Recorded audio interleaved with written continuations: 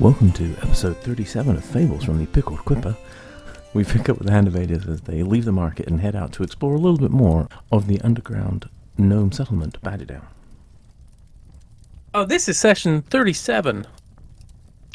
Rather unbelievably. It is day 16, the 23rd of Marpaneth. Miss Marple. Marpy. Yep. All of those. In session 36, well, you guys went shopping for a while. Then most of the party went over to meet up with the drow, Tebrin, over at the guardhouse, trying to help the recruits, and a little sparring happens between Tebrin and Silverius. Meanwhile, Eska has returned to the market, sells a large amount of tourmaline from the dragon horde, and tries to buy the adamantine. Griff, however, refuses to sell at a lower price, and Eska leaves. Or does she? Let's find out. What would you like to do?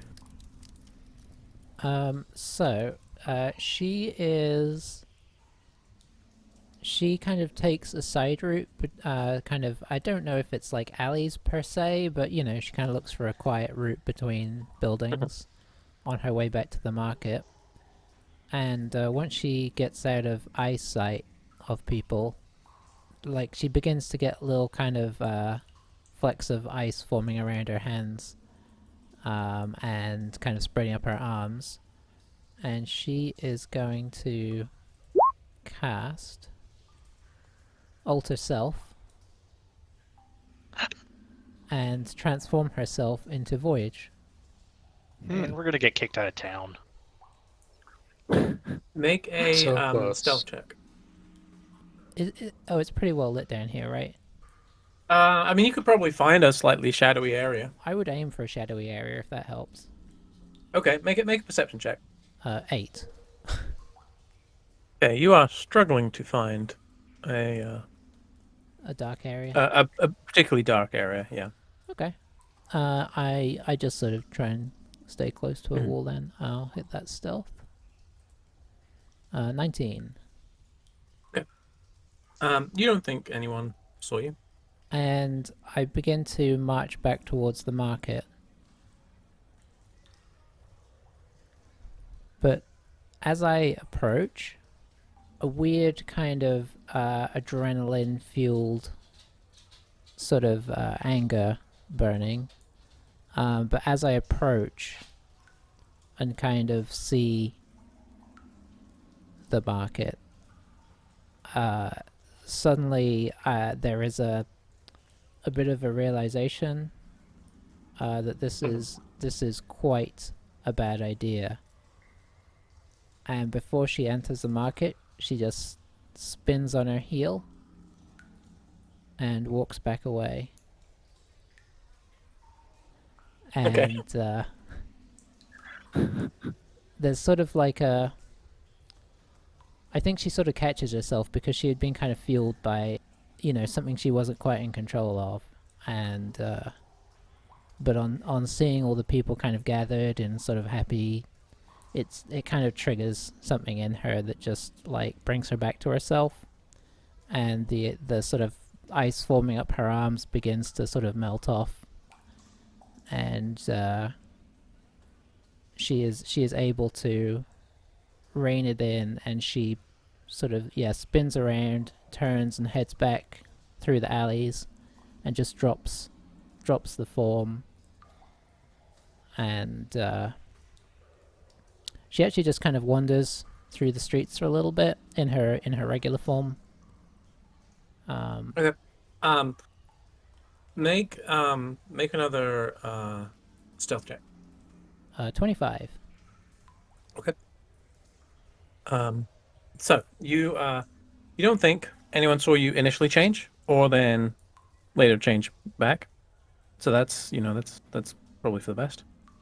You did. There were like a couple of gnomes who kind of waved at you as you were approaching the market and sort of spun around. Yeah.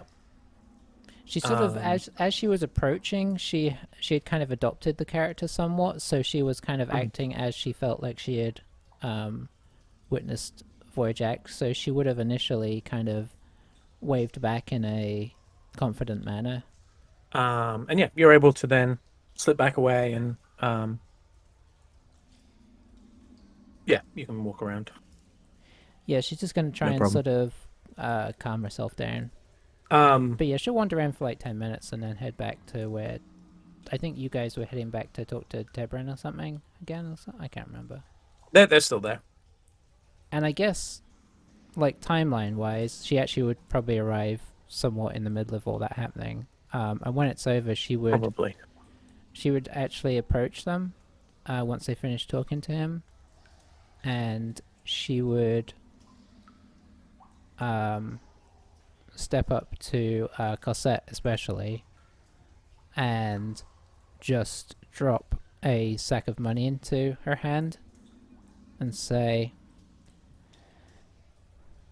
"Listen, I was able to procure a little funds for the group, selling some stones I found en route."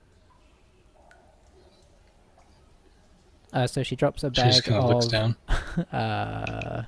quite a lot of money.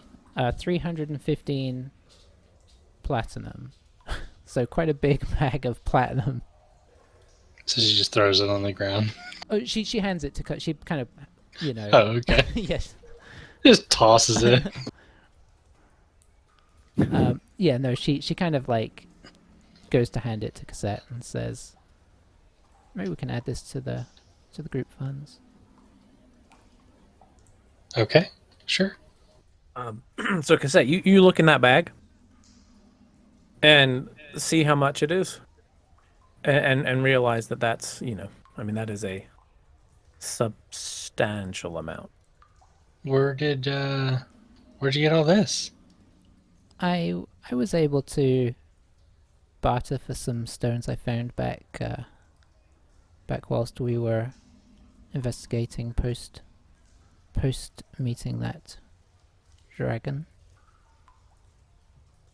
I don't know why I didn't mention it before, but anyways. I'm trying to remember back. Did Cassette like see that? I don't remember her being particularly sneaky, right? Like, but we also didn't care.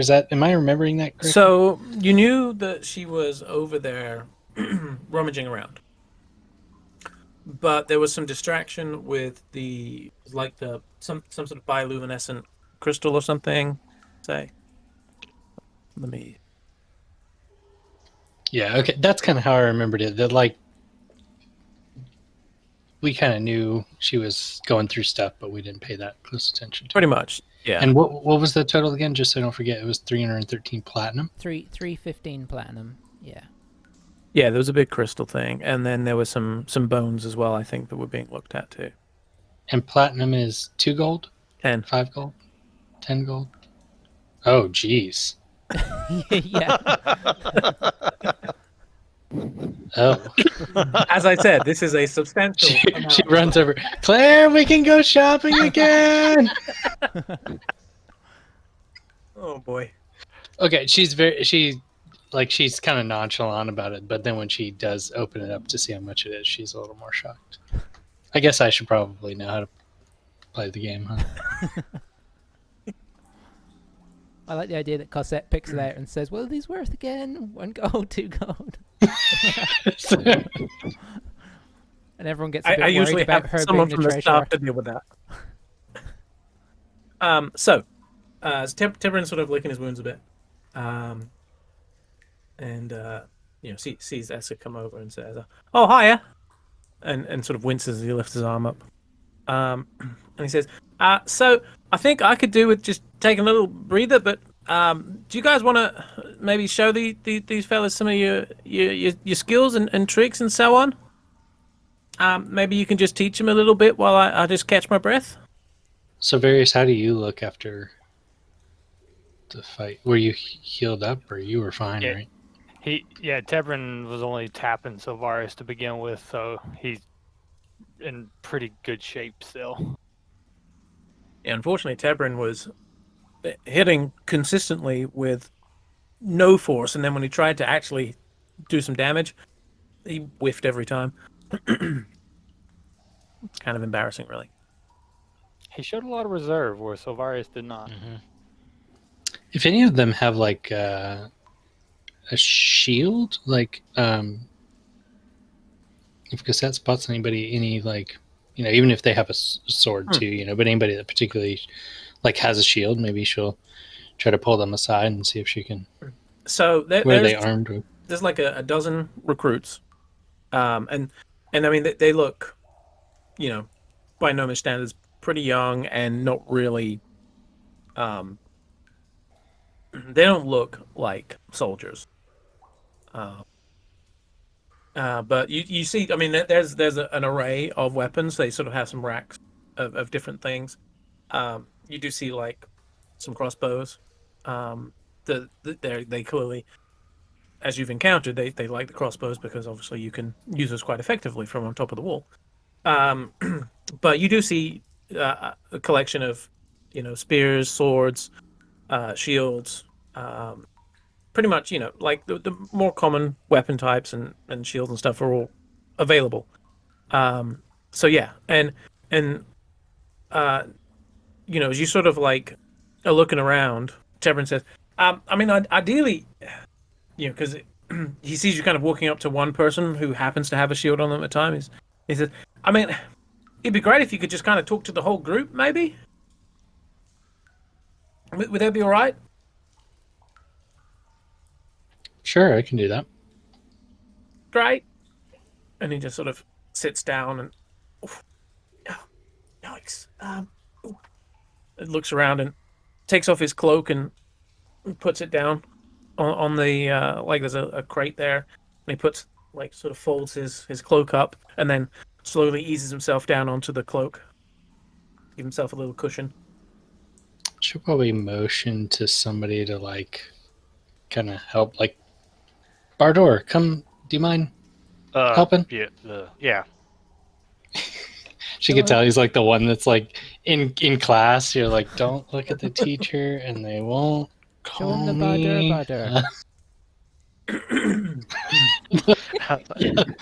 The high risk maneuver from the top rope. I'm gonna climb over the top of the guardhouse.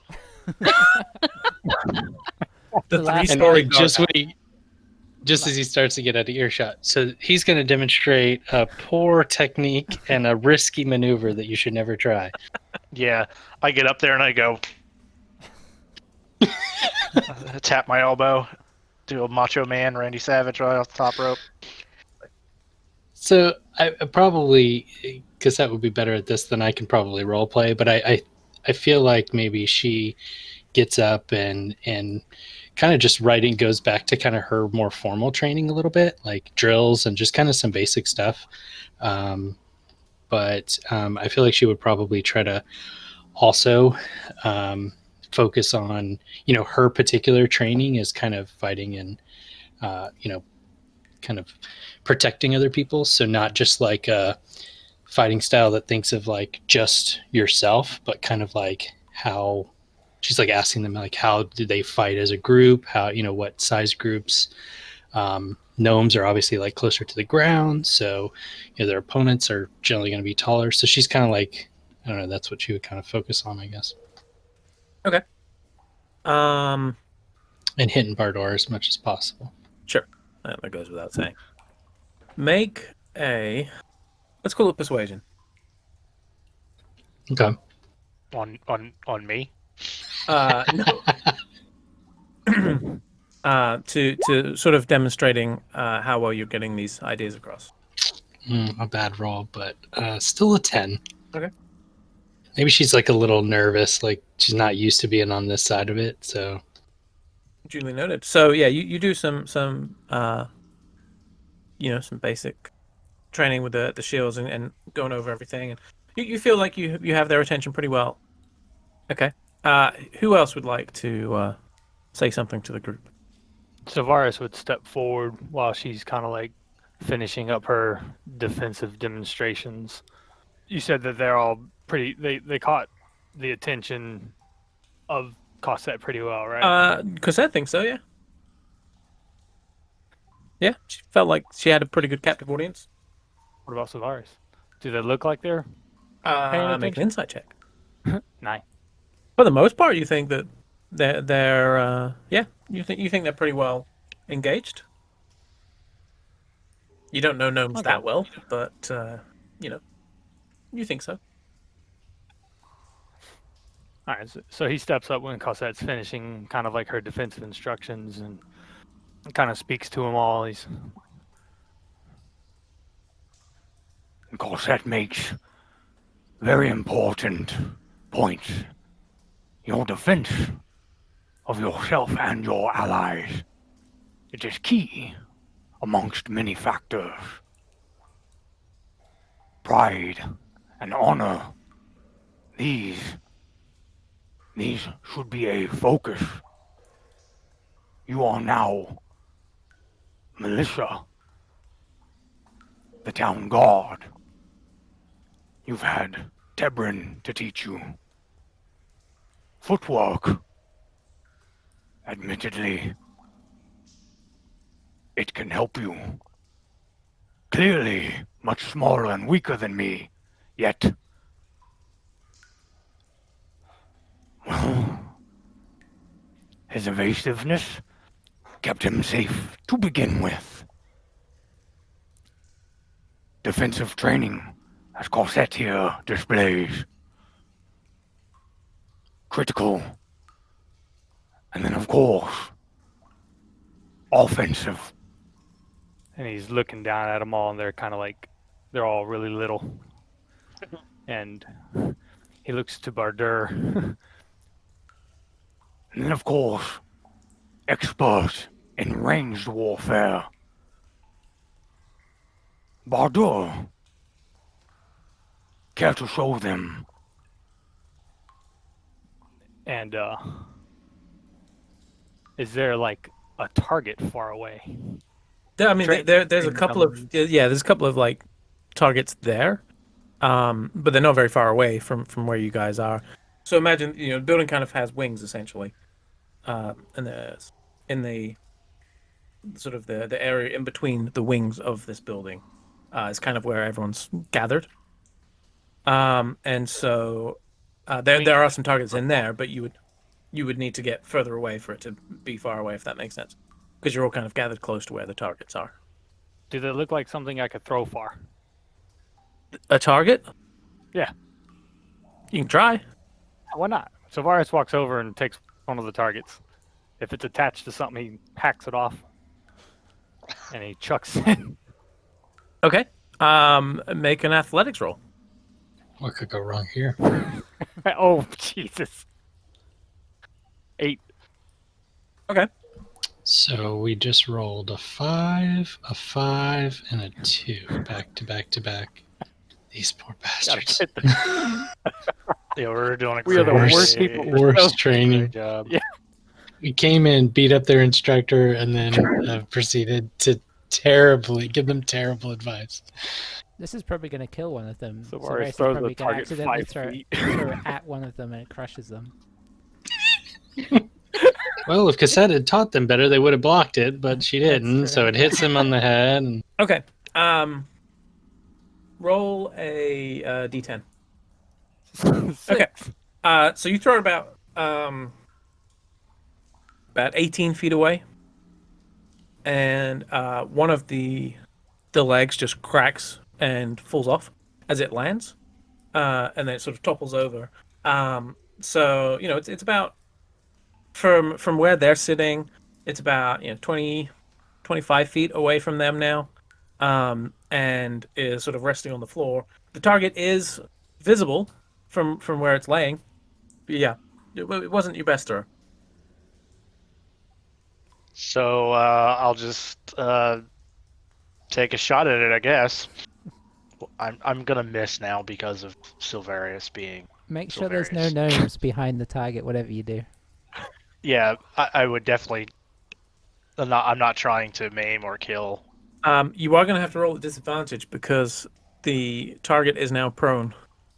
When the target lands on his the side Silvari says, Behold the small target. 24. Oh my god. About an inch away from the bullseye. If that. Very close shot. And the force of the shot, it actually tips the target over on its one leg, and it just sort of like the arrow is basically pointing up towards the roof of the giant chamber, and there's sort of muted applause from the dozen new guardlings. I'll just kind of look over at him and just say, "Practice." And then I just walk over and retrieve my arrow. Waste the arrow. Zavaris continues. It is a combination of these that will see you through. Are any of you gifted in any form of arcane or divine ways? Debrin sort of starts to put his hand up and he's like, "Oh, you meant them? No. They were all apprentices in various different fields here. None of them are really practicing the arcane, to my knowledge." Unfortunate as that is, it's not detrimental to your success. You shall simply have to train harder. And he kind of just keeps on discussing, like, he's trying to pull from influence from his life, and he's kind of like, he's seen Greethan in a somewhat like trainer sense, and he's trying to kind of emulate a better, what he sees as, like, in his mind, a good instructor. Yeah. And he sort of tries to pull from that. Okay. Make just a straight intelligence. 22. Much like Cassette before you, as you're sort of going through and explaining these things, you feel like you are being met with open ears, and while it's not necessarily something that they're sort of naturally drawn to, you feel like they are trying to learn, and they're receptive to what you have to say. Anyone else? Is he looking for more sort of talk or demonstration? Demonstration would be fine. Anything really, just to sort of assist with the training. So anything is good potentially. Well, do we know if they've been pulled for like this is their job now full time, or are they like a militia? They will be part of the guards that, this is going to be their job now, basically. They'll probably get to do some of their their old trade on the side, but this is their main gig now, is forming part of the defense. Do they look dejected or anything? Like, because if they've been sort of drafted or something along those lines? I mean, essentially, yes, they were drafted because a lot of their guards got killed off by the orcs. So yeah, to an extent, they were drafted, but they're young gnomes. They wouldn't have had much time by this point in their chosen field. So, they haven't had too much time to get too attached to it, basically. How So- the crossbows they use? What sort of crossbows are they? Do they use light crossbow? I mean, I guess they're gnomes, or do they use like heavy? Yeah, it's like crossbows. I think if Eska saw some, I think you said there was some there. Yeah. She would go grab one, and I guess demonstrate sort of, basically sort of like give them little tips, like probably hand it to one of them and have them kind of crouch behind something and sort of pop their head round and shoot, and then crouch back in, and she would try and sort of like teach them a little bit of ducking in and out of sight and fast firing, and kind of like just use one of them to demonstrate, like, you know, make little pointers on what you can do to try and kind of keep safe as you fire. Okay. Try and sort of, I guess, basically give them a positive lesson in, like, if you can do this, you're much more likely to stay safe and whatnot. Roll survival. Being a 15. little fast and loose with the traditional interpretation. I can do that, so I'm going to. So yeah, you get one of them who you know, seems like he has some sort of idea of what he's doing with a crossbow, at least, and without actually loading it, but just going through the process of sort of like rearming, reaching around, shooting, sneaking back, and so on. Yeah. And you kind of, you know, the others watch. There's actually one of them who's this whole time has just been writing notes in a little notebook, pretty much the whole time for each of the different demonstrations. Yeah, they you know, again, they seem like it's being met pretty well. And between you guys, you feel like you've given them a pretty, you know, they've got some fairly good balanced information here: offense and defense, ranged and close up. So you know, you feel like hopefully they will be better prepared than they otherwise would have been. As much as you can do, you know, with probably being like a couple hours of training, basically. Now, from what I can tell, Claire hasn't done anything during this. No. If you can imagine the image of, you know, like when an elephant tries to hide behind a tiny pole, Claire has situated herself behind one of the targets that is still standing up, that Savaris did not rip off of its post. She's just kind of tucked herself behind it and is just looking very busy with going through her pouches and not making eye contact. And so at the end of the you know, once Eska's sort of like finished up, Tebrin glances over and sees Claire trying to look invisible, and just says, "Right, well, I think that's probably good enough for now. Really appreciate you guys. I forget, what you guys call yourselves again?" We are the Hand of Aegis. Oh, that's got a nice ring to it. Okay, so everyone, thank the Hand of Aegis for coming in today and giving you a little bit of information about what they do. There's another sort of muted golf applause. And remember, next time, if I mean, you know, when you're standing on the wall and you got 6 of your buddies with you pointing crossbows, it's not so scary. But if you have to go do one of those scouting loops, that's when you're going to need this, because you're not going to have a 30-foot wall to stand on. All right. And you can see he looks a bit more rejuvenated now. He's had the benefits of a short rest, so he's feeling good. And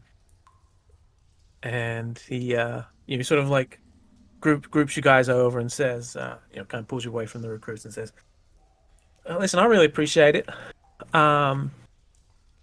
It's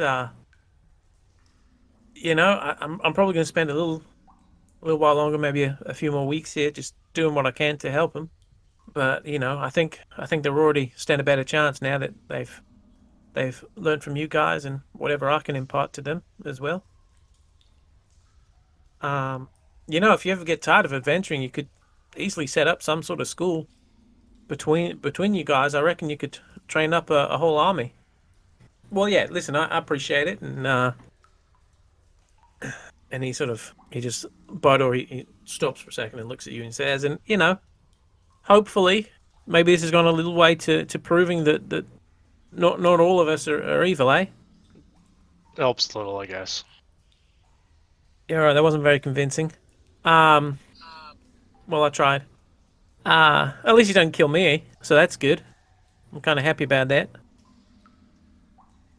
I'm making small steps To kill me? to not. Right. Good. That's great. I'd say so. Okay. Well, thanks. This was awesome. Hopefully, once I move on from here, maybe I'll run into you guys somewhere down the road. That'd be neat.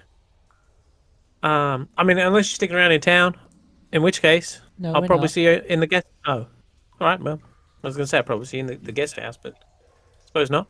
Alrighty. Well, I guess probably goodbye for now. Goodbye. I'm sorry. We're really nicer than we're coming off right now. No, it's I feel like. it's all right. I mean, one of you just beat me up. One of you wants to kill me. It's fine. I get it. But I mean, he wants to kill repressing it. most people, if that helps. You know, it shouldn't, but it does. Yeah. So thanks for that. Yeah. I'm sorry about Is the there target. is there anything? Oh, it's all right. They can work on their carpentry skills. It's fine. Okay. We may not be in Badger Down much longer. Is there anything we should look into, or anything before we leave? Is there anything that's kind of a one of a kind of experience? Well, if you get a chance, you could try and see if you could go down to either either or the mushroom farm or the rothe paddocks. They're both pretty cool in different ways. I mean, I prefer the mushroom farm really. The rothes remind me a little bit too much of so a lot of drow cities have rothe, and they don't necessarily treat them very well. So I mean, they treat them great here, but you know, it's just some associations there. I got no issues with mushrooms though, so I quite like the farms. They're pretty cool. Cassette kind of looks over to Aska, like Eska has knowing that she's probably Eska has a perma. rolling her eyes. She's just kind of But, like I mean- involuntary shaking her head. But is it the same frown that she had on like 20 minutes ago, or is it like a bigger frown? It's increased. There's a degree of yeah. there's a degree of face palming. If you're interested, go talk to Sahana or Luxus. They're the ones who sort of head up those different things. They can I'm sure they can hook you up with a little guide.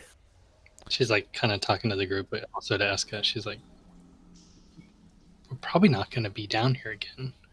Probably not going to convince Aska to come back again. Maybe we should, well, before we leave.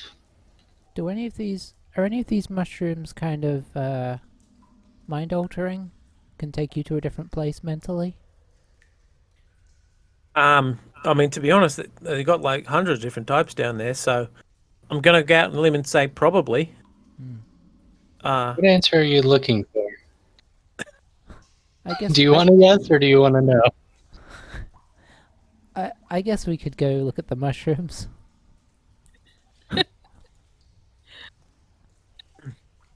Eska's gonna start a mushroom trafficking ring. The alcohol wasn't enough to Well- take the edge off this place, so whatever I can find.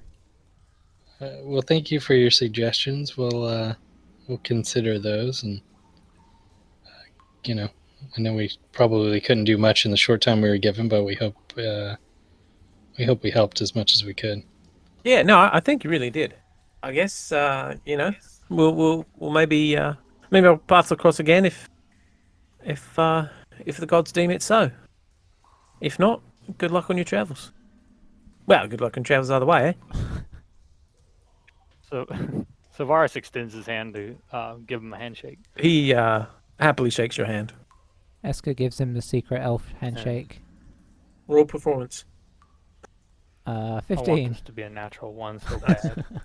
Darn it. Yeah, you both perform the secret elf handshake very well. Nice. Sylvaris looks envious. I do the Dreyer variant out of respect. Of course. Fancy. So, it is about 4ish. In fact, it's exactly 3:55. Looking up at the giant clock tower just to the side of you. Got to remember, there's a giant clock tower here. Can't be ambiguous with my times. There's no getting away from it here. Can we go to the forest, please? Can we go to a what? The forest. When you say the forest, The mushroom forest. Involuntarily trolled Eska there. Didn't mean to. She got real excited. Like, Yeah. built her hopes up. Forest? Forest? I know whenever I have a long journey to make, I like to set out late in the afternoon. I don't know about anybody else. Out of And I was under the assumption it was in the morning. I was gonna say out of character real quick. Didn't we agree to stay the night because of the council? I think Eska is trying to. I'm just trying to remember. Didn't we agree to stay one night? Oh, to see if they came up with anything? Yeah. That does sound like something we would Oh, agree. yeah. Yeah, no, I think we said we were gonna definitely stay the night. Yeah, we had one more evening ahead of us here. But yeah, because the council did say something, didn't they? They said they're looking into it. Yeah, I think. Yeah, I mean, it's not gonna be. I don't think this is gonna be quick. Well, if it helps, Sahana and Aluxis are part of the council, so you could always get clarification, and also fulfill Cosette's heart's desire. What? How do you say the second name again? Sarhana and what was the other one? Aluxis. Alexis. Okay. Yeah, I would say it's Sahana. He said Sahana, because that's how he talks for some reason. Eska will just follow around the group like me at the beach.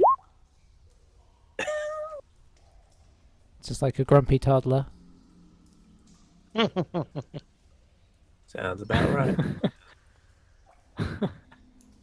I guess we start making our way unless anybody objects. Where the council is back. The other side of the market. Yeah. Okay.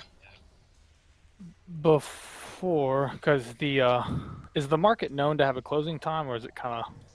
To an extent, they kind of need to be open when people are working, but also after people are working. So it's a weird thing. I mean, Like they have an after hours variant, maybe like yeah, half the menu available. pretty much. For one thing, the food usually shuts down because they have to go run the guest house. And Yeah. Was when we were there, was there any kind of a or have we seen whilst we've been in town, or have we heard of a like a beast of burden kind of? I don't know if there'd be like a stables or like the equivalent of like if I was looking for a beast of burden to purchase. I mean, there's Rothe available. And I don't personally much know only much Rothe. about them. Like, I remember we talked. There's some that are like above ground versions. Are they? Do they tend to transition well? You don't know. I guess I'm gonna figure that out. I guess so. Well, Savaris, he'll just say to the group, I have a couple of matters to attend to. I figure we could use some sort of creature on our journey back. There is the boulette that we plan to carry with us. And then, of course, those goggles. and he points to the ones that Cassette. I guess she's still holding those. I don't remember, yeah, which one of us took them, but I don't think that I took them. Have we determined what we are doing with those? I think we narrowed it down to me and you, but I don't really have a preference. They did look sillier on you, though. They felt silly. Definitely. I was contemplating modification. However, I have means of preparing my own visibility. If that is the only pair, I propose you have them. Oh, okay. Yeah, that's a good point. Um, I guess I can hang on to them for now. Perhaps you can even view the forest better with them. Oh yeah, perfect. She kind of puts them over her head, like just resting on her forehead, kind of thing. So you peeling off the group then, Silveris? Yeah, he's just gonna tell them he's gonna stay at the market, and he might even come back if Tebrin's hanging out and the group hasn't returned. He might just come back and run drills. Okay. He just wants to eat more Rothe ribs, doesn't he? That might occur. Hanging out in the market, a certain smell catches your nose. You're half full, but got enough Isn't it room. Silverius or I know- Eli? Yes. Ah, Ooh, Okay. So Silveris is going to the market, and I'm assuming this is this instead of going to the farm or just before going to the farm. He's less like enthused about sightseeing the Okay. farm. Alrighty. So what are the other four doing? Claire's 100% going to the mushroom forest. okay, good. So I was getting worried because it's like Silverius is like couldn't be bothered. Eska doesn't want to go. Bardor's Bardor. Like, it's like you couldn't tell if he was excited or not. So she's just glad somebody else is excited to go. The other four So- going to the forest. Yeah. So as everybody looks at me, I'm like, "What? I'll go. Sounds kind of cool." Genuine shock and surprise. So you all actually you do that thing where you kind of agree to go different ways, and then you end up realizing that you're all going to the same direction to begin with. So you kind of say goodbye, see you later, and then like you go to leave, and you're all walking the same direction because Silveris is going to the market, and you guys are going to the meeting house beyond the market. As you get to the market, Silveris, you see there's a couple of Rothe over on the I think it was on the left side as you're approaching now. The sort of the raw materials side, essentially. There's a couple of Rothe over there, and a sort of a sales chat, for want of a better word, because that was not good. Sales chap is over there with the Rothe, and yeah, I mean these are pretty stonking big creatures. Like at the shoulder, they're about 5 feet tall, maybe a little more, and probably a good 5 feet wide, and then getting on for about 8 feet long. There's a big old hunk of beef. Well, you know that. You already ate some of their ribs. So you have a pretty good understanding of how big these creatures are. And yeah, there's a Sverfneblin over there, who's just sort of like brushing down the coat of one of the Rothe. And the Rothe here, do they generally resemble the same ones that I'm familiar with? I mean, give or take. The eyes look different. Um, and the coat is darker than any that you had seen on the ones up north. Same basic physiology, big old horns, that sort of thing. Okay. Yeah, I kind of walk up to him and I heard you were the sales chap to these creatures. Yeah, hello. Yes? Me and my allies are looking for some form of, a beast of burden. Okay. I'm not familiar with these Rothe, the northern ones, above ground. More so. My Okay. concern, or my question is, these creatures, how well do they transition from underdark to above ground? They're fine. The above ground ones cannot see underground, but the underground ones can see above ground. I think these ones are better. Quite frankly, it sounds as such. I haven't eaten the above ground ones, but these ones taste really good too, if you get desperate. And he looks back at the cart and he says, Do they sell that over there? Oh yeah. They certainly are delicious. However, I am not looking to eat this one. Okay. Are they for sale? Yes. Well, then I'd like one. Okay. and he just stares at him. Okay.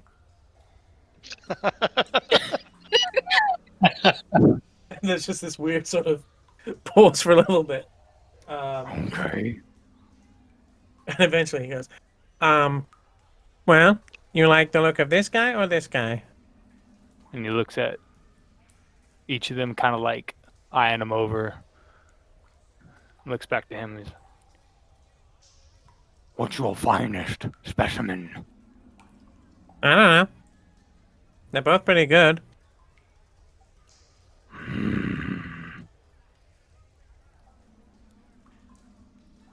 So I guess Silvarius is going to take it upon himself to find out which one is the best. Probably a there nature was- check, I guess. Let's get busy. Oh, Natural 20, 23. okay. You take a few minutes, sort of like When it counts, y'all. circle the Rothe, kind of gingerly, kind of like open the mouth a little bit, look at the teeth.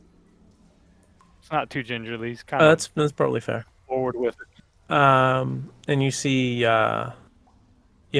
big flat teeth inside the mouth.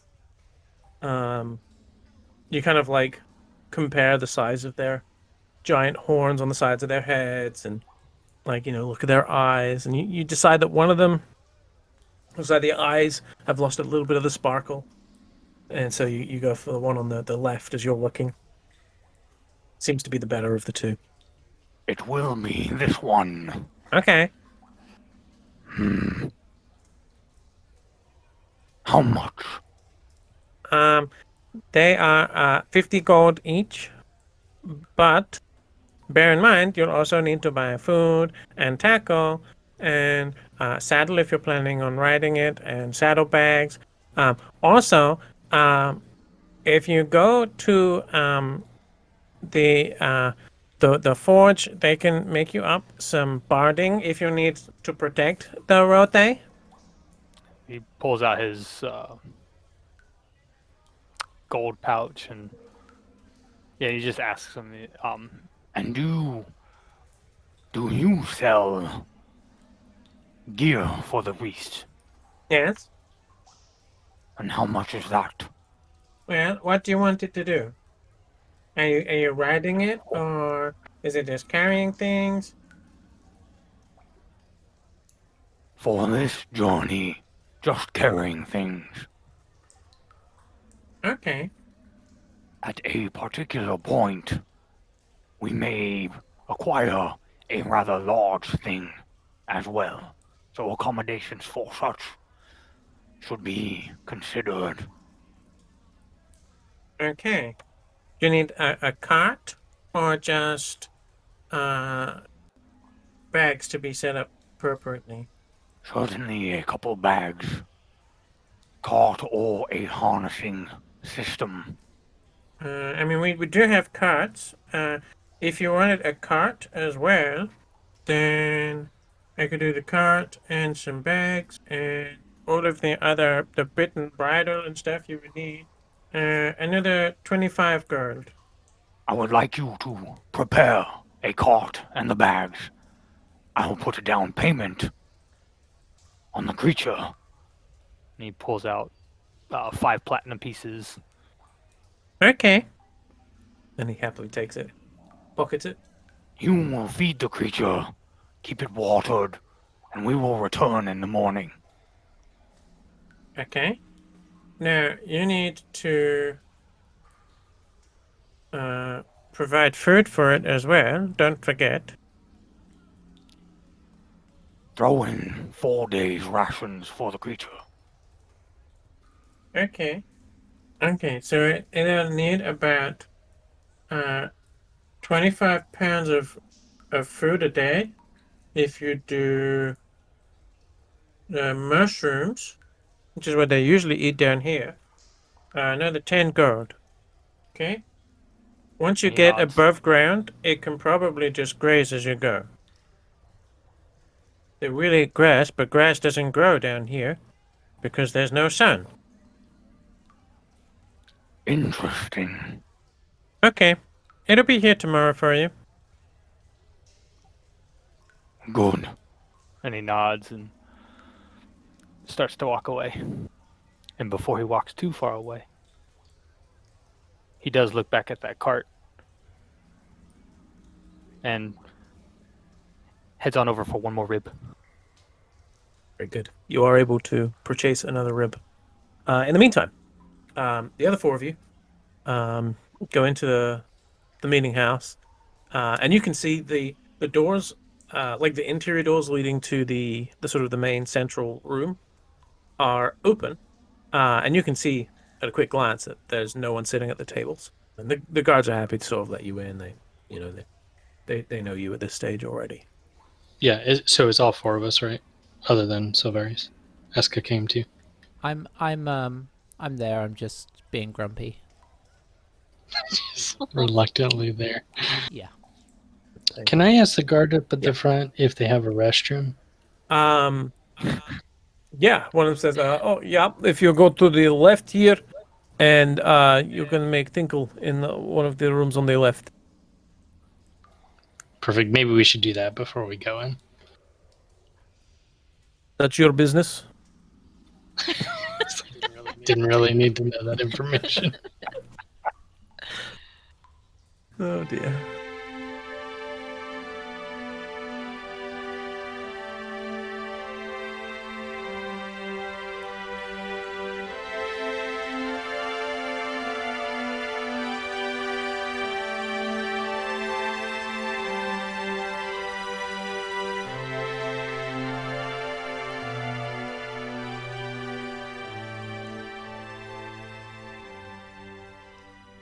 All right, let's go into the offices here, shall we?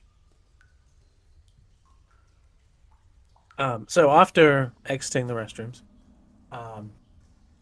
and the guard just gives you a little wink, you walk through to the other side and find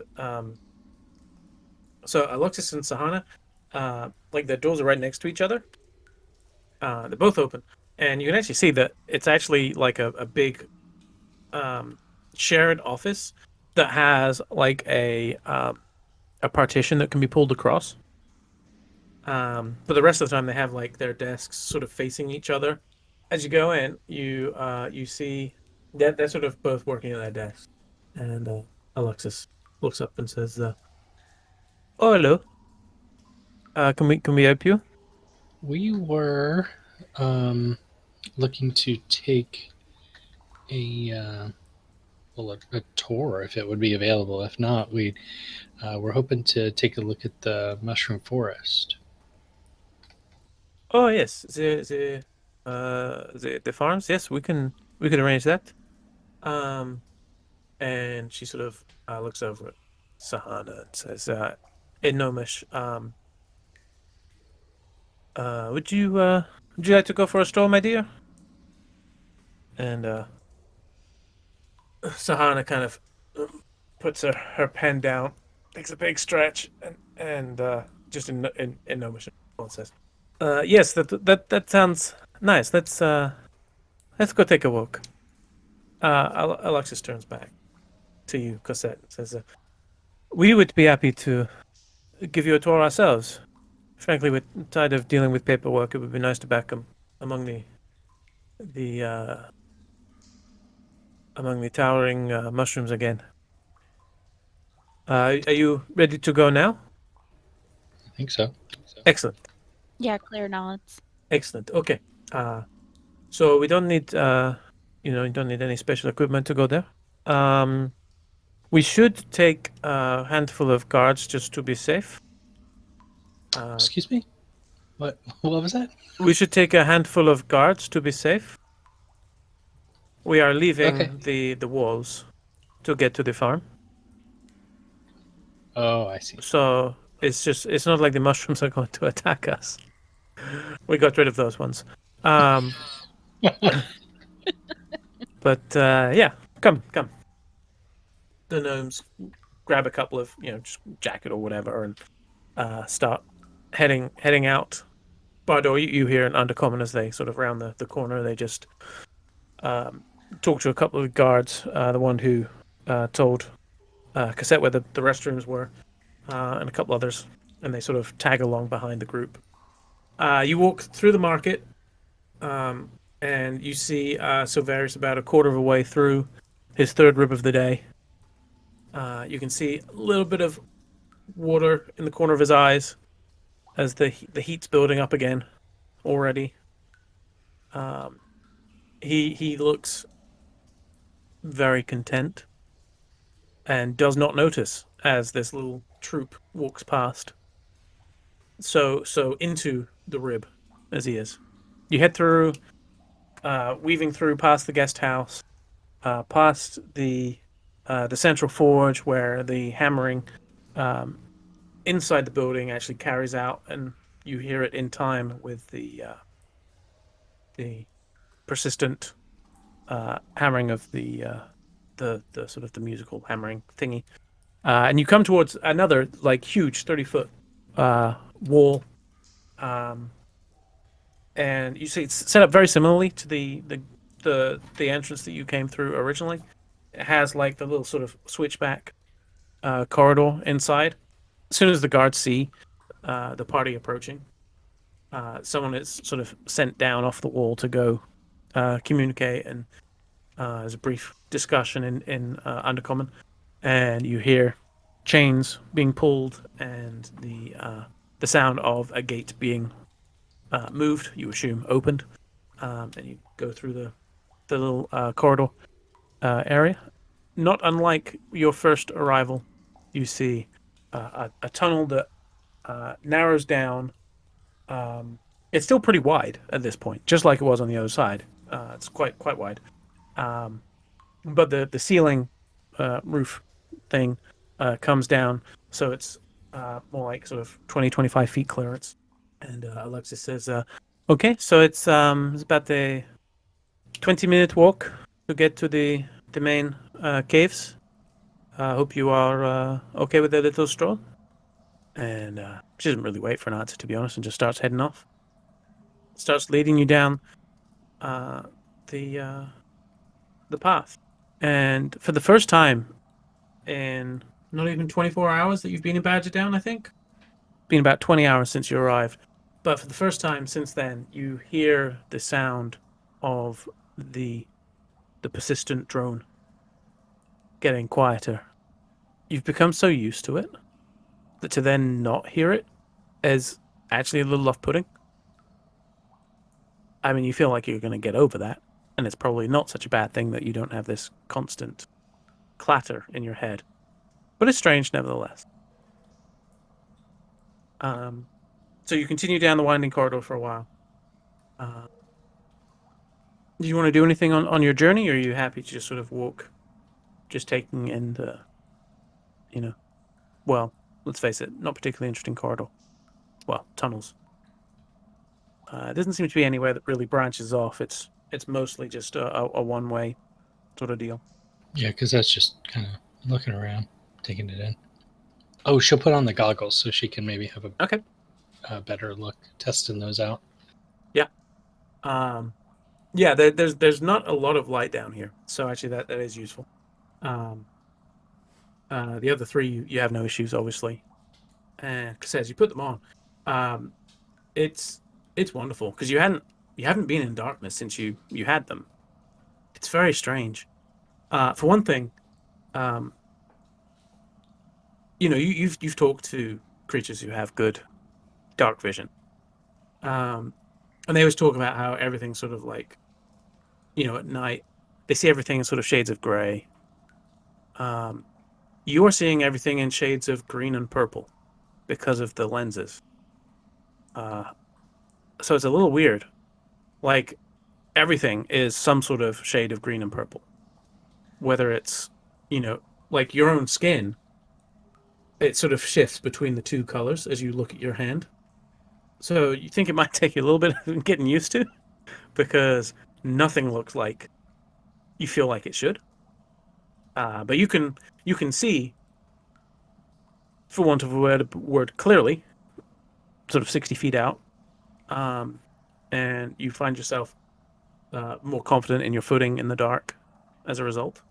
Although you definitely do feel the restricted nature. You kind of have tunnel vision essentially, which of course everyone does at the moment because you're in a tunnel. But just because of the way the enclosed nature of the goggles, you definitely feel like sort of you have blind spots on the sides, which is a little unnerving. Okay. But yeah, you carry on walking, and eventually you see a glow ahead.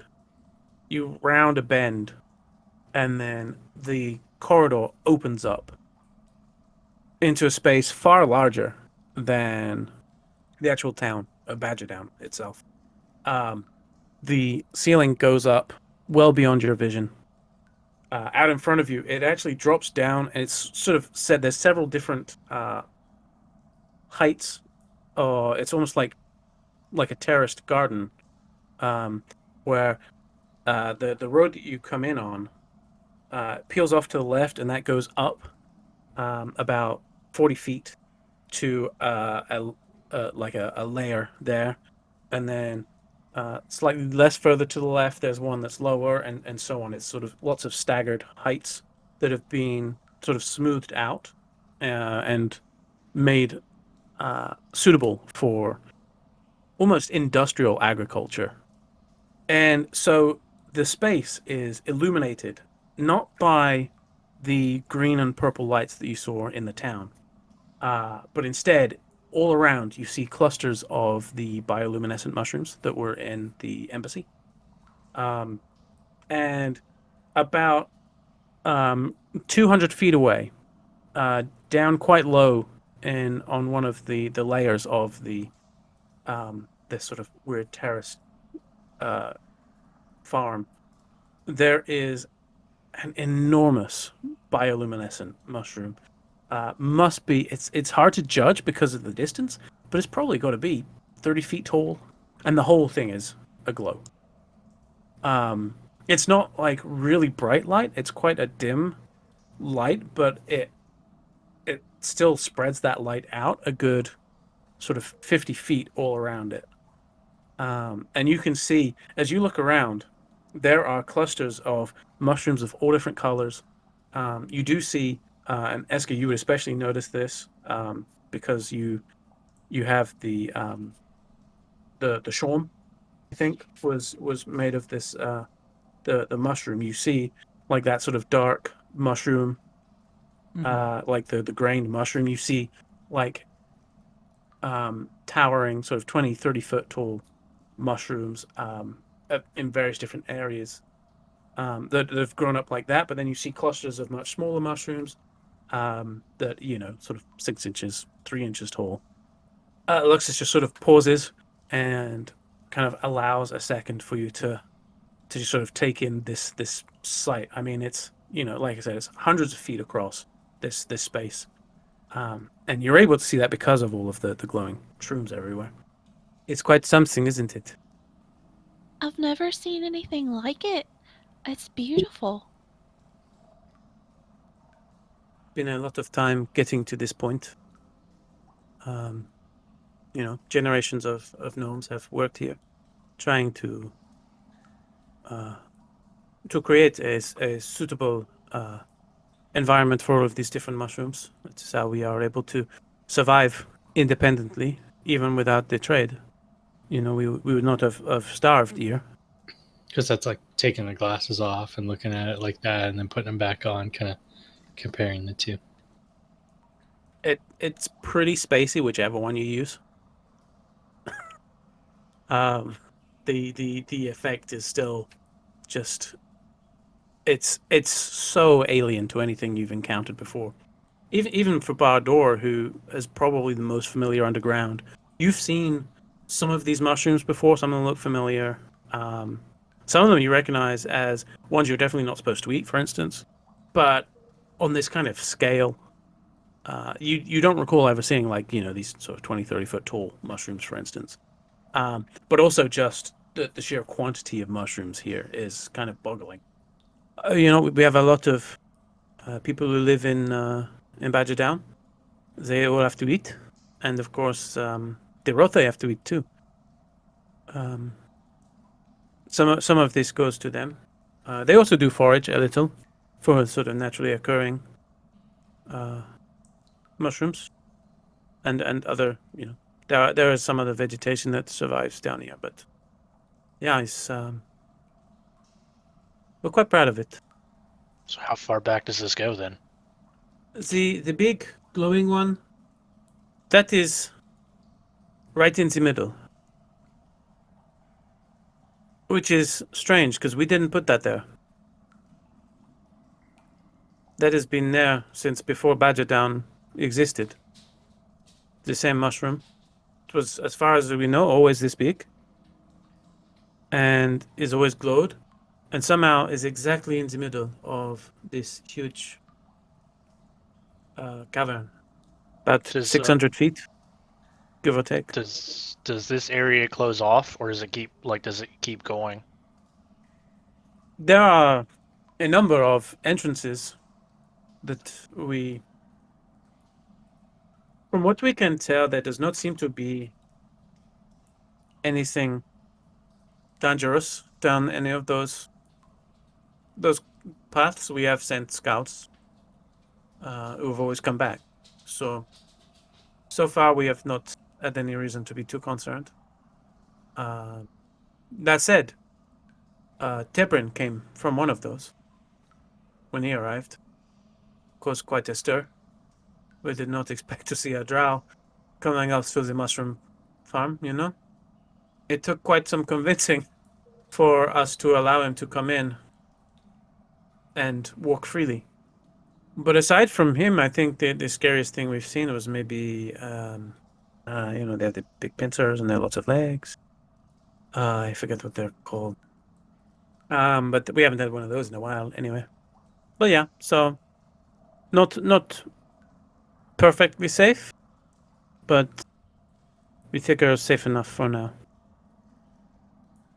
And, while it would be devastating if something happened to the crop, at least whatever gets through would have to then get past the wall. So it is relatively safe, You're welcome to pick a couple of mushrooms to take back with you if you want. Yeah, I think Cassette does that. She didn't want to do it. She didn't think it was allowed, but now that it is, she will. Same with Claire. She would specifically look for any that are not common to anywhere else that they would have been. Let's have you all, and anyone who's picking, roll nature or survival. 11. 14. Natural one for 3? Can't be that hard to pick mushrooms, right? It's you found one of the ones that eat you. So, Eska, you have a pretty keen eye for finding good, healthy, appropriate mushrooms.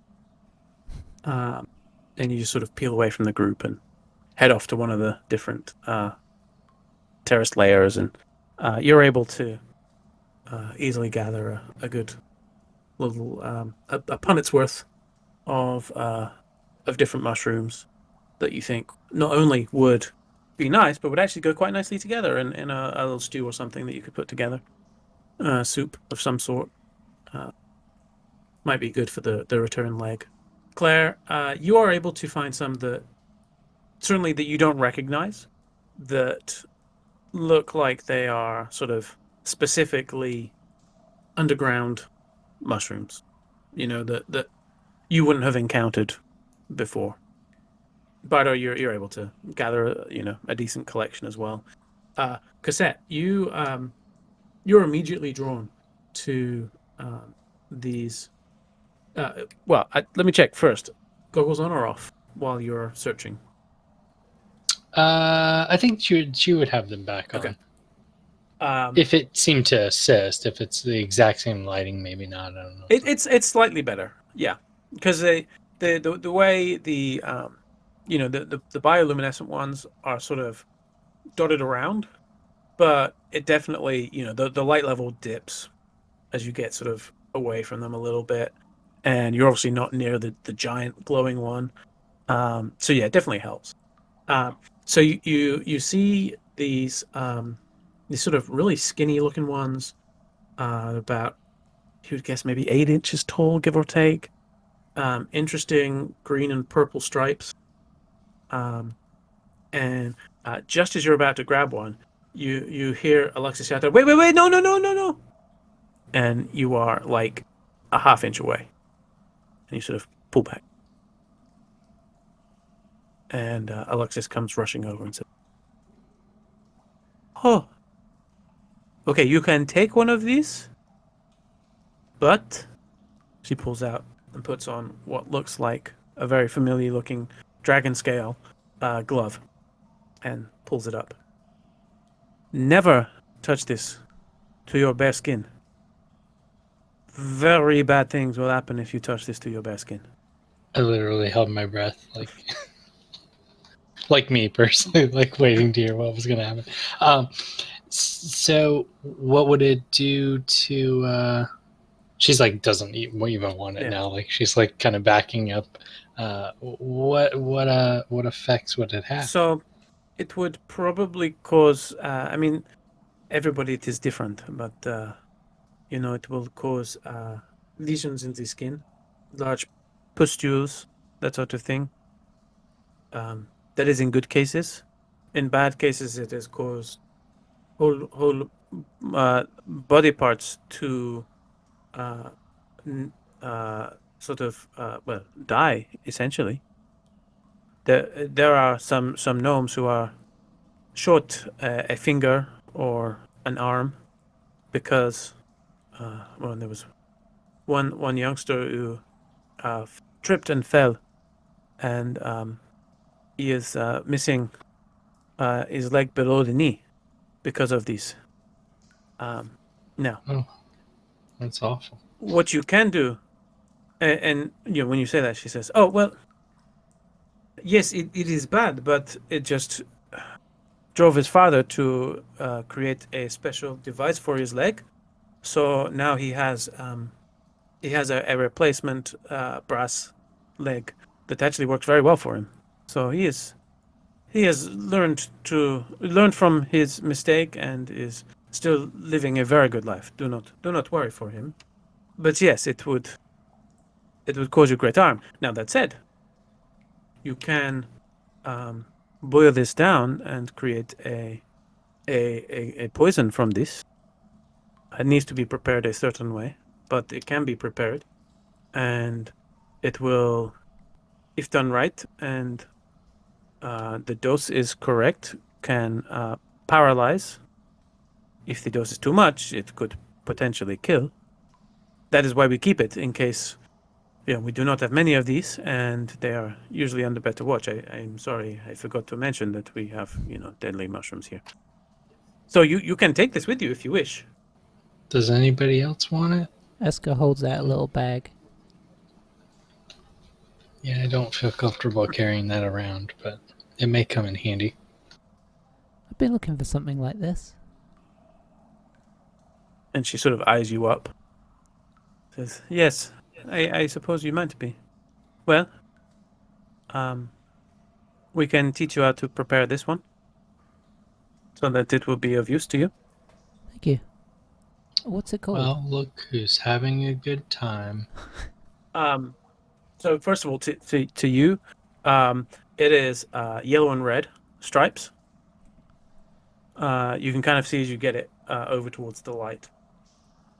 Definitely not green and purple, but it's yellow and red vertical stripes. I think I translate this right. The Destroying Angel is what it's called. Thank you. You know, She's slightly concerned at how jolly you are about it. in our line of work, sometimes conventional methods are not enough. Sort of nods. No, I understand. And cassette, I have to admit, it's quite a sight. And I'm feeling a lot better now I can't hear that pounding noise, so... I know it's not the nature you're used to, but at least it's better than nothing. It's the closest we've come to a forest, so, you know. And cassette is officially done picking mushrooms. Cassette, why don't you have one of these ones? And Eska will Barter's hand like her... nibbling Eska away. will hand her one of the ones from that she picked that is attractive. This one certainly won't make your whole arm drop off, so, you know, seems like a good souvenir. Perfect. Thank you. Oh, hang on, I handed you the wrong one. She just throws it off gently bonks it on her forehead. Alrighty. So, you guys ready to head back to town? I mean, you can kind of pick mushrooms for quite a while. Or just sort of take it in, that's not a problem. Are there any like creatures here? I mean, does anything like live? Even just, I mean, small stuff. Obviously, there's nothing big that we notice. But I mean, are there any like bugs or crabs or spiders or worms? Make a perception check. Or you can just ask. Your choice. Maybe I that think she. You said perception. Perfect. All right, -1 plus whatever's on this die. 13 total. Now, do you have your goggles on? Oh, it's on your passive. No, it's not all of your perception. So, yeah, looking around, you do see some. Well, you actually hear too. What sounds like the occasional like little sort of buzz of some sort of maybe beetle flying past. And as you kind of look down, you do see some sort of critter like crawling right near your foot. Only sort of 3 inches or so in length. Can't quite make out how many legs it has because they're moving quite quickly. It seems to be heading for the shade of a nearby mushroom. Yes. Yeah, she was just kind of taking it in, like just kind of seeing like what was around here. I don't know that she has had an opportunity to really spend a lot of time outdoors in even familiar places. Yeah. So But yeah, just enjoying you gather learning that about something new. there's definitely. Well, if you are ready, we can head back. And probably getting close to time to eat. Alexis and Sahana just sort of link arms and head back towards the way you came in. As the light sort of dims behind you, the ground starts vibrating regularly. And eventually you start to hear the sound again coming through the air. And the tunnel slowly fills with the purpley green mist that you now very much associate with Badger Down. And, it's not long before the wall rises up in front of you. A brief conversation is had, and the door quickly opens again, and you are welcomed in. You do note, though, the door was closed despite knowing exactly who left. It seems they are still very much on high alert at the moment. You're sort of back over right now. I guess I can grab you guys. So you're currently over here, next to the central forge area here. So yeah, what do you guys want to do? I guess we don't really know because we didn't determine where we were going to meet up with Silverius. Yep. Does Bardor mention that we never picked a spot? Yeah. Claire just pipes up. Oh, I can handle that. I can send him a message. And yeah, she'll just kind of scrunches up her face, and she is going to cast sending. Ooh. Oh, To Silvarius. But yeah, so she'll just send him a quick message, so he'll hear in his head, Silvarius, this is Claire. We've just gotten back from the mushroom farm, and we realized we never made a plan of where to meet, so we were curious where you are. So Varys, you hear the first sort of 2/3 of that, and then it sort of cuts off mid-sentence. Yeah, it's the first time she's ever cast it. She was not counting the words. how long were they gone? It's probably been a couple of hours. If it's been, yeah, he would have wandered back to like the guards, and he's like either running through drills, but he's like mid sword swing, and he just kind of like stops, and he stares off, and you hear back in your head, You continue to surprise me. Anyways, it sounded as if we were to meet. I'm with the guards. Meet me there. She, just turns back to the group, and her face unscrunches. He's over with the guards, so we can just head over there. And Alexis and Sana sort of start to head off and say, well, it was nice showing you the mushrooms. We will perhaps see you tomorrow. Yes, thank you for the tour and stopping me from brutally injuring myself. I appreciate it. We should not have, we should have been able to prevent that from happening in the first place. It is our fault. Apologies. They head off not towards the meeting house, but they head south through some of the residential buildings. Vaguely in the direction of the guest house, but not quite. And the guards look like they're heading back towards the meeting house. Guess we go to Silvarius then, unless anybody else has anything. Alrighty. Nothing for me. So you head over there, and you see Silvarius is still engaged in some high-spirited training. He's got one of the young guardlings, and he's running him through some drills with the wooden swords. It seems like he's maybe being slightly more educational and less confrontational with this one than he was with Tebrin. And you see the others seem to be enjoying watching. Once again, there's still one of them just scribbling notes at the back, and Tebrin sort of smiles as he sees you. Oh, great! Silveria said you might be coming over. Good to see you again. You want to go get a bite to eat, maybe? Sure, yeah, because I think it's been a while since we've eaten. Guess that's up for it. Yeah, you had some. He's been surprisingly nice to us, even though we haven't basically ignored him. You can get some. I think you had some mushroom pastries when you were in the market Yeah, earlier. that sounds right. All right. Well, Savaris, you can leave him alone now if you want, or you just want to keep going. That's fine. The rest of us are going to go over to the guest house.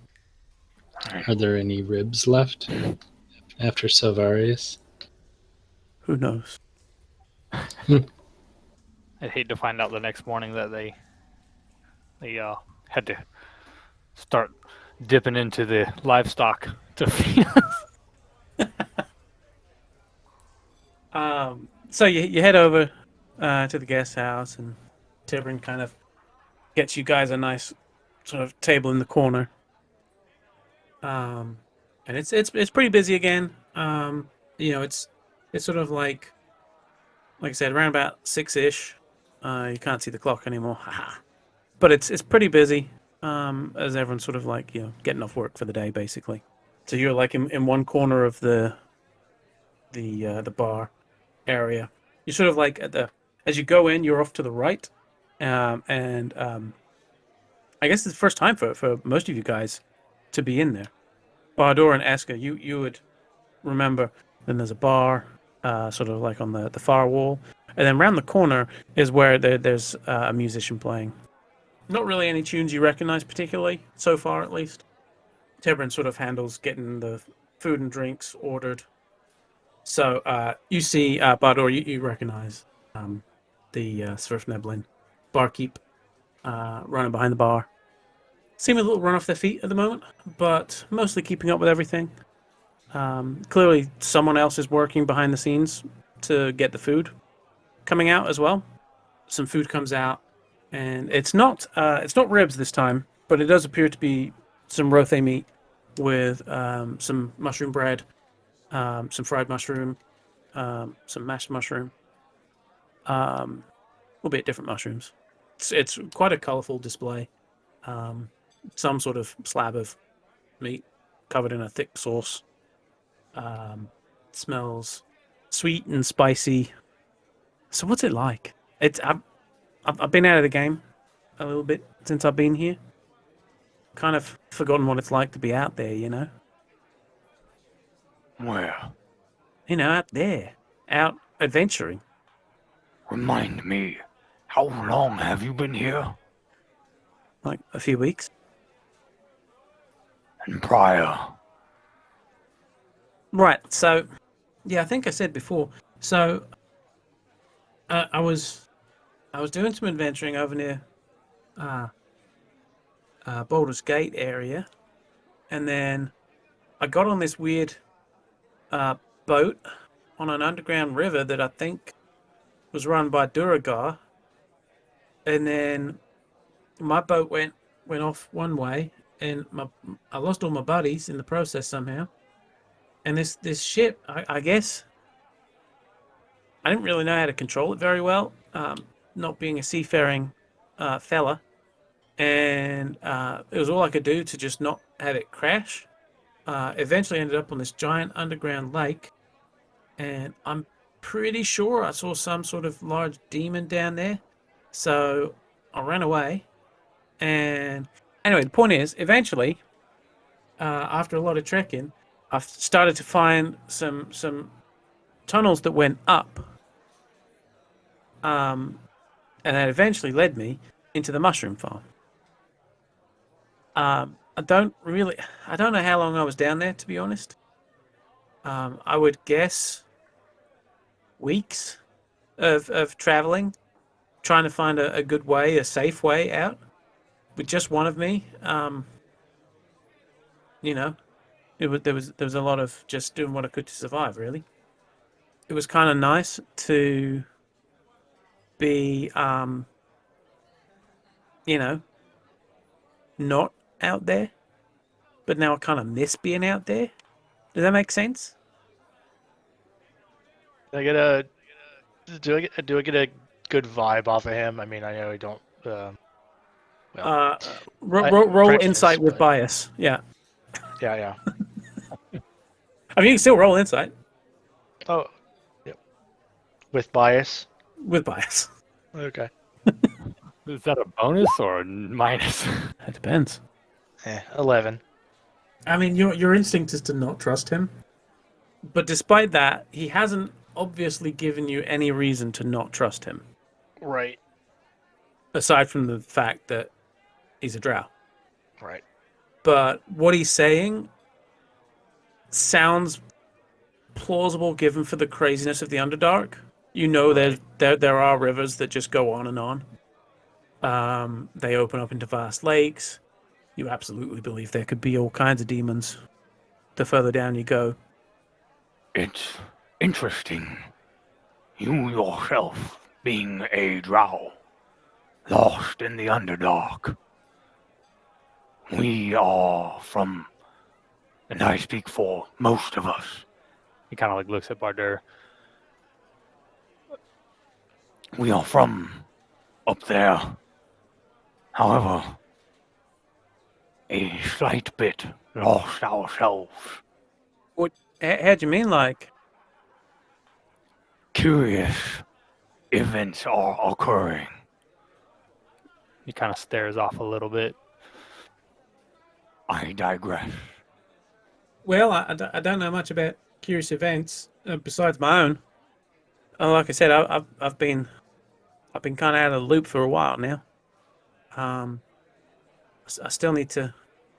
Well, at some point, I need to try and get back home. Where is home? Yeah, fair point. I guess I don't really have anywhere I hang my hat these days. But I do. I would like to try and meet up with my friends again. So that'll be back over towards Baldur's Gate, which it's quite a trek. I don't know what my best option is. I guess maybe.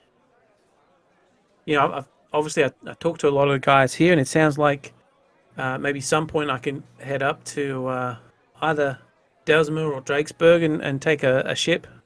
Sounds like I could probably get a ship around there. Might be the easiest way.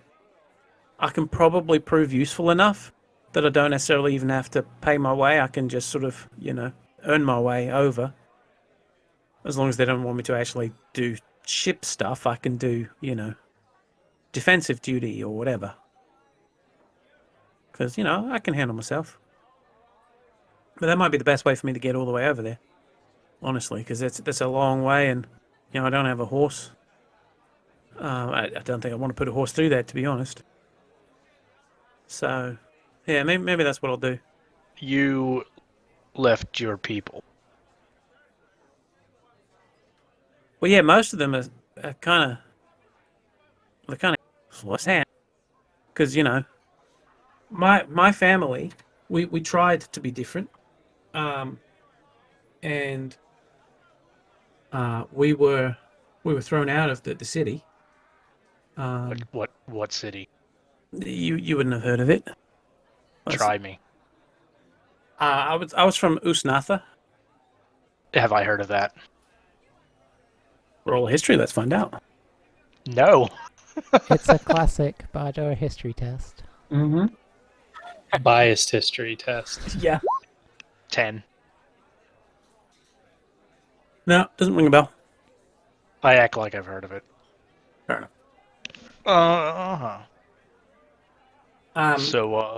Yeah, but what's your family name?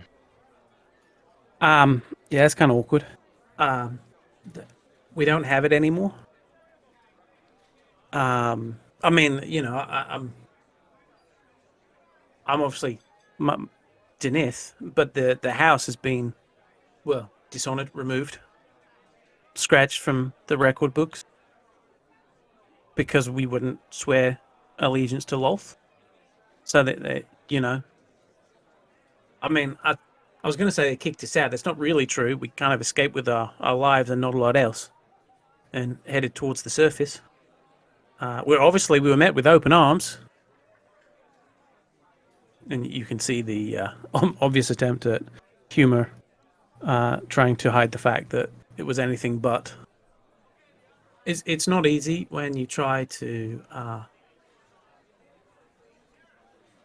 everything that you had is sort of taken away, and you have to forge a new life, essentially with a new identity, fighting against what everyone expects of you. But I try to remain chipper. I have the lessons that my family taught me. I have my faith in the gods, and I have the blessing of my patron, and that helps. That's seen me through a lot. Yeah, no, I realized I shouldn't have said that.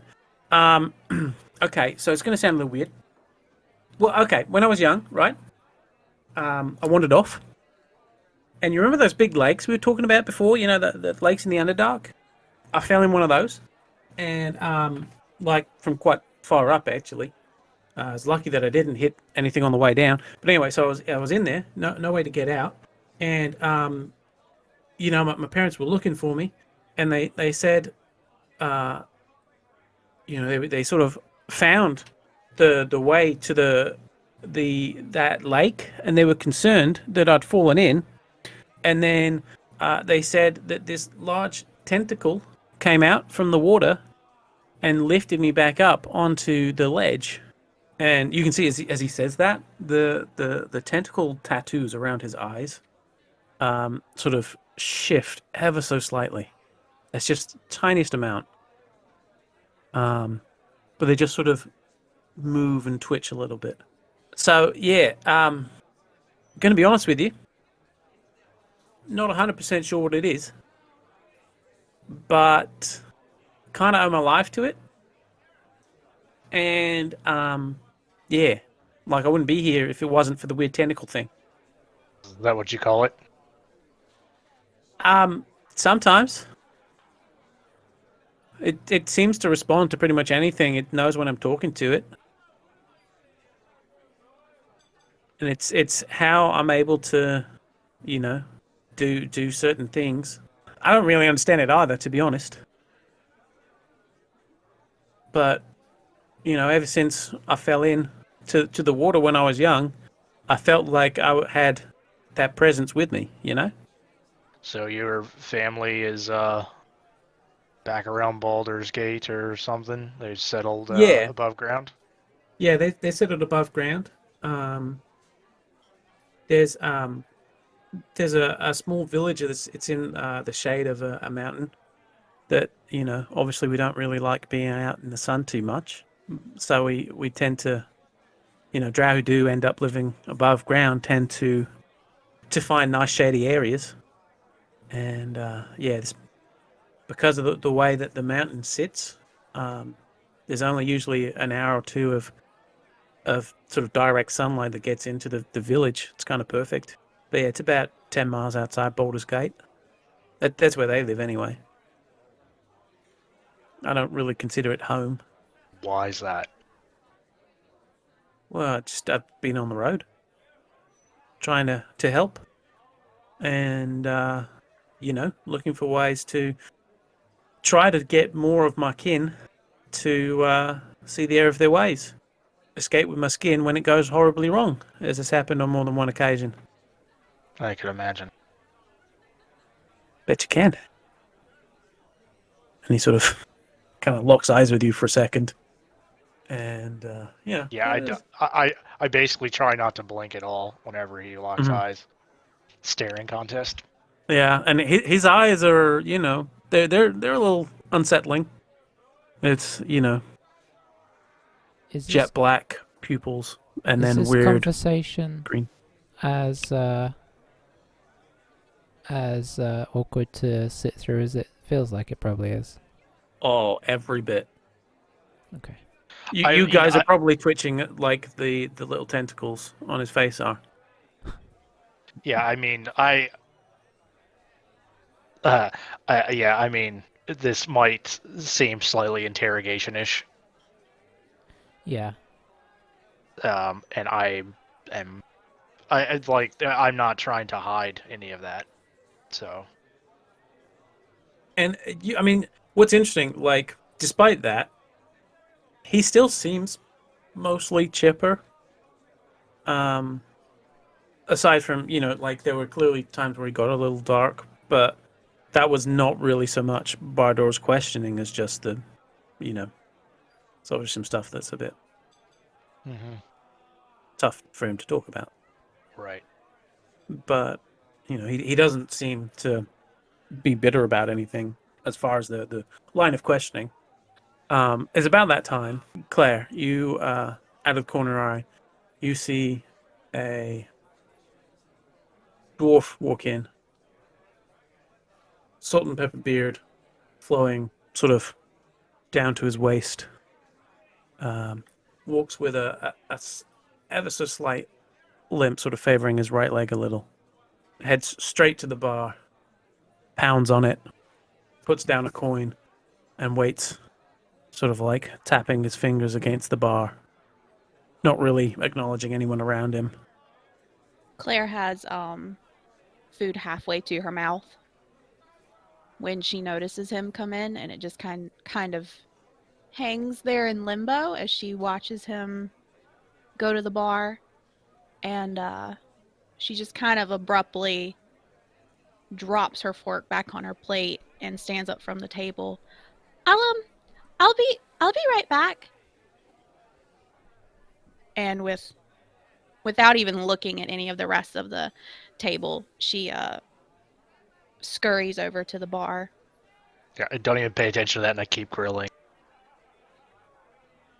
the drow. Cassetta is very happy to pay attention to something else other than this conversation, so she's watching Claire very closely. She just kind of stands behind him, awkwardly looking like she doesn't really know what to do with her hands, so she's just kind of fidgeting. Mhm. And she'll just, in kind of a quiet voice, just say, Orlick? He, Or sick, I mean. which do you say? Or sick. I was Okay. looking at my notes. I was trying to find his name again. He sort of swivels around quickly and says, "Yes, I am Orsic." Oh, another dwarf. Yes, I was told that you're the one who has brought the Honey Hill Ale. Hmm. I suppose Bardot has been talking about me. Well, no, actually, I heard it from someone in the marketplace. Oh. Hmm. Bardor doesn't talk much. That's not too strange. He sort of smiles. No, he did not talk much last night. Yes, I have some honey hill ale here. Are you interested in a bottle? No, well, yeah, I mean, yes, but I was more curious. Urki, two of the honey hills. And, But do you come from there? The Mistdale? yes, I am from Schabenfurt. Would I know where that is? Yeah, it's like right down the road, basically. Then I think you might know my family. I mean, my name is Claire. Claire Honeyhill, actually. And you see his face light up. You are one of the honey hills. Yeah, Oh, my dad is Angus Honeyhill. what about Alva? Albie? Oh, that's my great uncle. Ah, yes. Um, we were scamps together back in the day. Probably long before you were. Well, probably long before your twinkle in your grandfather's eye. If you wouldn't mind me asking, how long has it been since you've been home? Probably at least 6 months since I was last there. She looks just the tiniest bit deflated, hoping it was maybe more recent, but still it's not that bad. But how how is everything back in the Dales? When last I left, under control. The inevitable squabbles between the various clans trying to raise prices of this, demand more trade of that. I had no time for such things. That's why I came in search of a more creative folk. And when you got the ale from Honey Hill, um, was everything okay there? Yes, yes. They were happy to see me. They obviously had heard tale of me, I think, from Elby, and they were unsurprisingly more than happy to sell me a few crates of their finest. And as he says that, Urki, barkeep, arrives and puts two, just starting to sort of sweat with moisture, bottles of the Honey Hill ale. Hearing that, the last time he'd been there, everything seemed normal. She just kind of deflates in a contented way, like her face just kind of loses a little bit of tension, and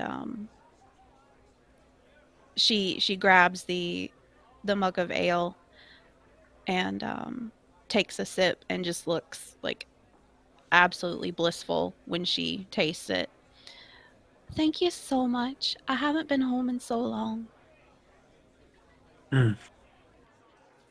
I am happy to share with you. These are some of the finest ales I have had, and I have traveled a little.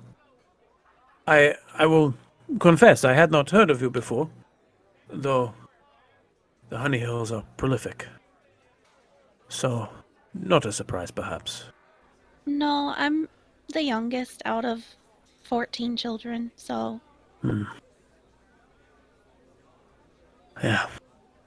And from what I remember, that's not unusual for them. no. Well, it seems you are doing well and not not content to just sit in the dales. This is good, I think. Oh, definitely not. I couldn't wait to leave.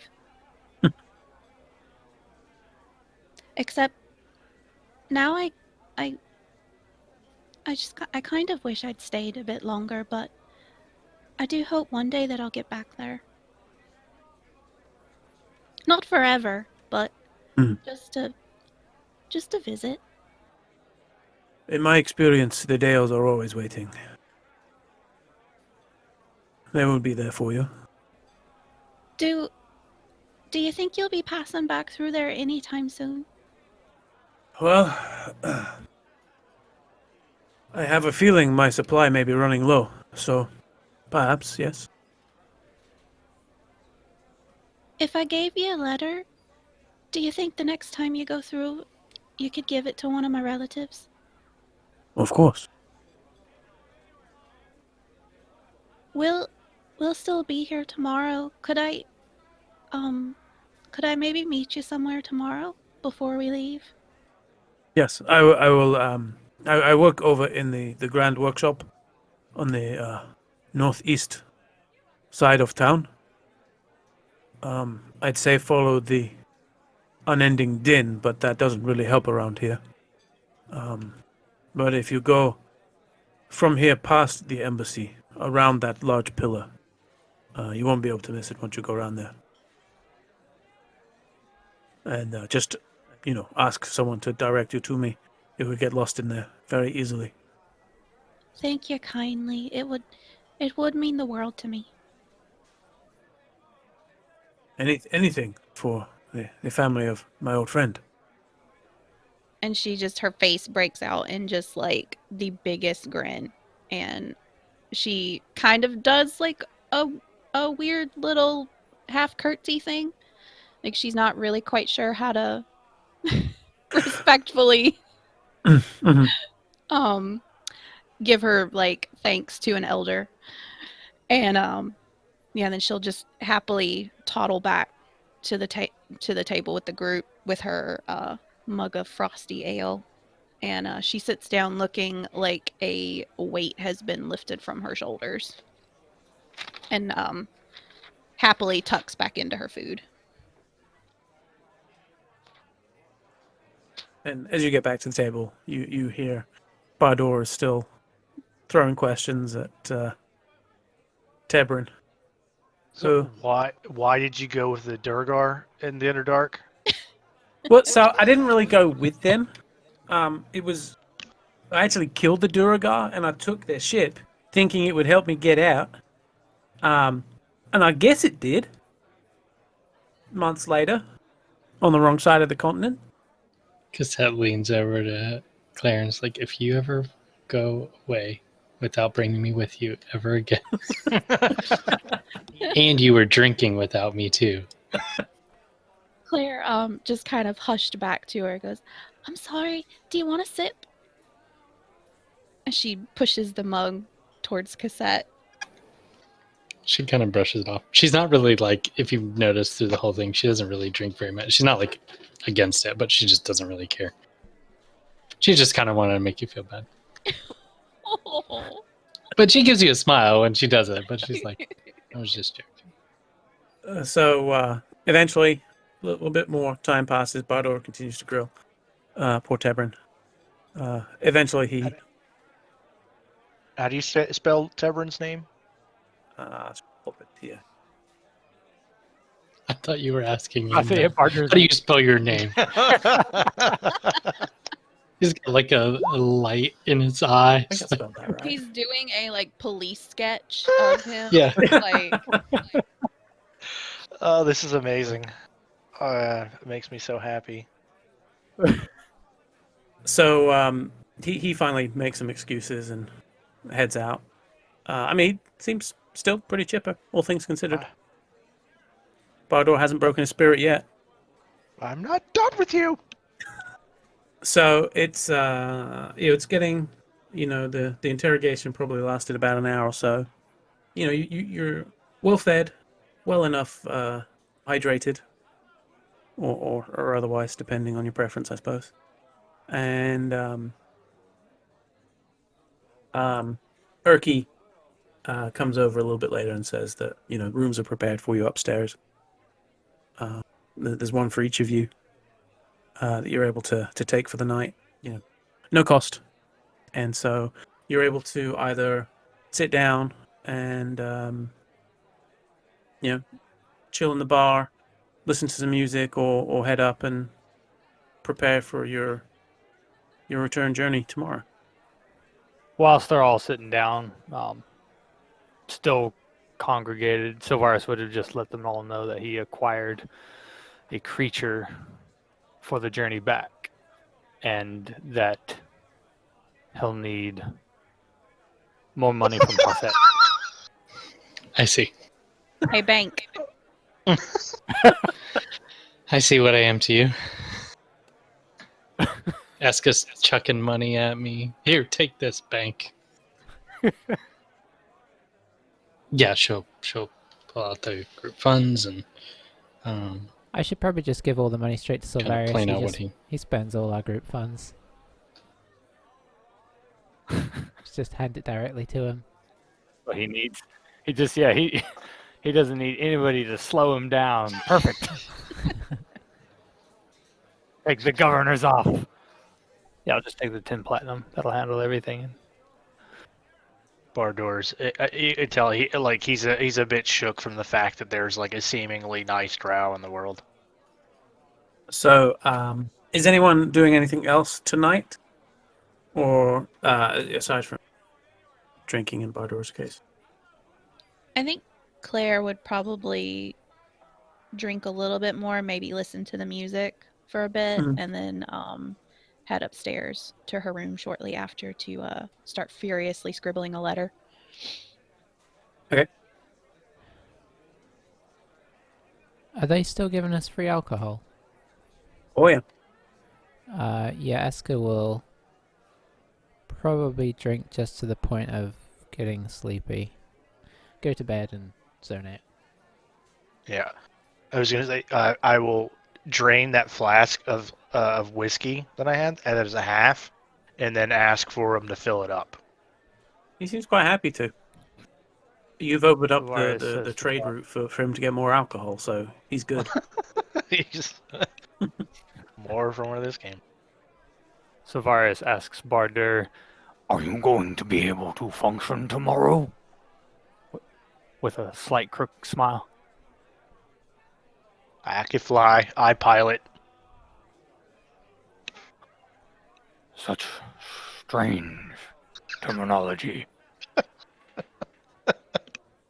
I'll be fine. So, you slowly head up to your rooms one by one. Get whatever sleep or not sleep in the case of Eska as you need.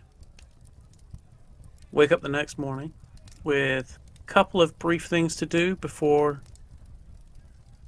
beginning the 3-day trip back to Delzimer. And that's where we're in for the night. Alrighty. Woo! Let me mark off my tobacco usage. Keep that track of that. Even if I don't mention it, just imagine that in the background. Always Bardo's puffing away. He's puffing away on it. Eska's just Like a little constantly train. casting Gust to push the smoke in the other direction.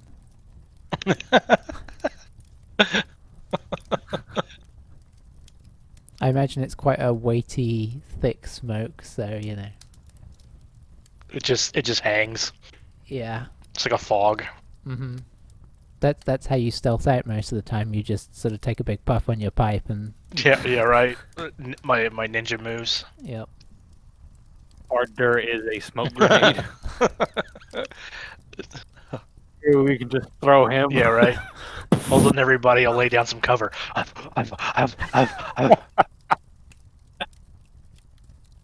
practically a cantrip. Yeah.